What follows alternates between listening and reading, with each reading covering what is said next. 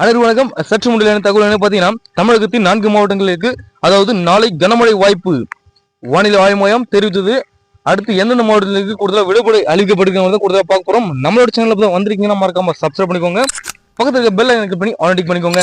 எந்தெந்த மாவட்டங்களுக்கு red alert மற்றும் அதாவது எல்லோ அலர்ட் வந்து இதில் விட்டுருக்காங்க அப்படின்னு தான் கூடுதலாக பார்க்க போறோம்.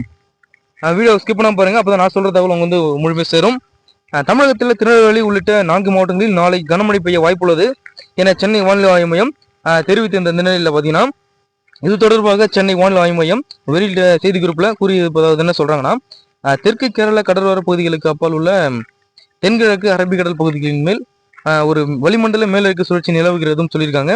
இதன் காரணமாக அதாவது நவம்பர் 12ஆம் தேதி பார்த்தீங்கன்னா தென் தமிழகத்தில் ஒரு சில இடங்களிலும் 13 முதல் 15ஆம் தேதி வரை ஒரு இடங்களிலும் 16, 17 தேதிகளில் ஒரு சில இடங்களிலும் இடி மின்னலுடன் கூடிய லேசான முதல் மிதமான மழை பெய்யக்கூடும் சொல்லியிருக்காங்க.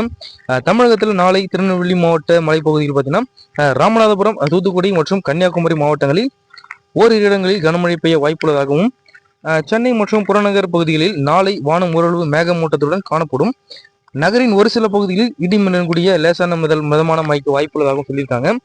அதாவது தென் தமிழக கடலோர பகுதிகள், மன்னார் வளைகுடா மற்றும் குமரி கடல் பகுதிகளில் நவம்பர் 13, 14 தேதிகளில் சூறாவளி காற்று மணிக்கு 35 கிலோமீட்டர் முதல் 45 கிலோமீட்டர் வரை வேகத்திலும் இடையிலேயே பார்த்தீங்கன்னா 55 கிலோமீட்டர் வேகத்திலும் வீசக்கூடும் அப்படின்ட்டு ஒரு கூடுதல் தகவலும் சொல்லியிருக்காங்க. எனவே இப்பகுதிகளுக்கு மீனவர்கள் செல்ல வேண்டாம் என்று ஒரு அறிவிப்பு சொல்லியிருக்காங்க. தமிழகத்தில் இன்று காலை 8:30 மணியுடன் நிறைவடைந்த 24 மணி நேரத்தில் பதிவான மழை பார்த்தீங்கன்னா அளவுகளின்படி அதிகபட்சமாக ராமநாதபுரம் மாவட்டம் மண்டபத்தில் பார்த்தீங்கன்னா 5 சென்டிமீட்டர், திருநெல்வேலி மாவட்டம் சேரன் மகாதேவியில 3 சென்டிமீட்டர், ராமநாதபுரத்தில் தலா 3 சென்டிமீட்டர், அதுக்கப்புறம் பார்த்தீங்கன்னா ராமநாதபுரம் மாவட்டம் கமுதியில் பார்த்தீங்கன்னா 2 சென்டிமீட்டர், திருநெல்வேலி மாவட்டம் ஊத்து ஆகிய இடங்களில் தலா 1 சென்டிமீட்டர் மழை பதிவாகியுள்ளது. இவ்வாறு செய்தியில சொல்லியிருக்காங்க. இது போன்ற மழைப்படுத்த கூடுதல்களை உடனுக்குடன் துல்லியமாக தெரிஞ்சுக்கொள்ள நம்மளோட சேனலை சப்ஸ்கிரைப் பண்ணி வச்சுக்கோங்க. நன்றி, வணக்கம்.